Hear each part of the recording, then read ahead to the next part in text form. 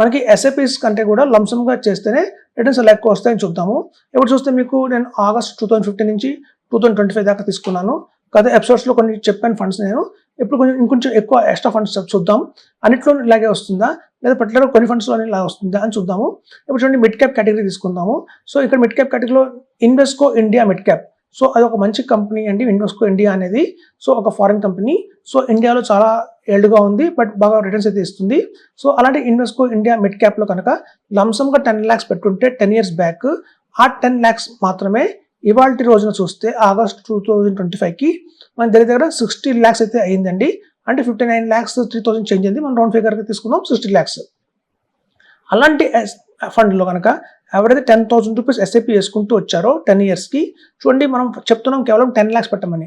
అదే ఎస్ఐపి ద్వారా వెళ్తే 12 lakhs దాకా ఇన్వెస్ట్మెంట్ చేశారు, ఇంకో 2 lakhs ఎక్స్ట్రానే ఇన్వెస్ట్మెంట్ చేశారు. చాలామంది చెప్తారు వాలటాలిటీ ఉంటుంది, మనం కనుక ఎస్ఐపి చేస్తే రూపీ యావరేజ్ కాస్ట్ అవుతుంది. అలా చాలా థియరిటికల్గా చాలా బాగుంది ఎస్ఐపి గురించి.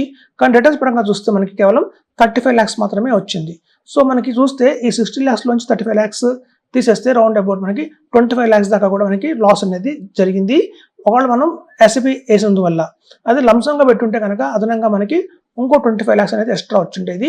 అలాగే మనం చూస్తే ఎడల్వైజ్ మిడ్ క్యాప్ కానివ్వండి, హెచ్డిఎఫ్సి మిడ్ క్యాప్ కానివ్వండి, నిప్పాన్ ఇండియా గ్రోత్ ఫండ్ కానివ్వండి, ఇలాంటి వాటిల్లో కూడా మనం 10 lakhs లంసంగా పెట్టి ఉంటే మనకి ఇవాళ రోజున దగ్గర 50 lakhs అయితే వచ్చిందండి. 49 lakhs చేంజ్ అయితే అయినాయి.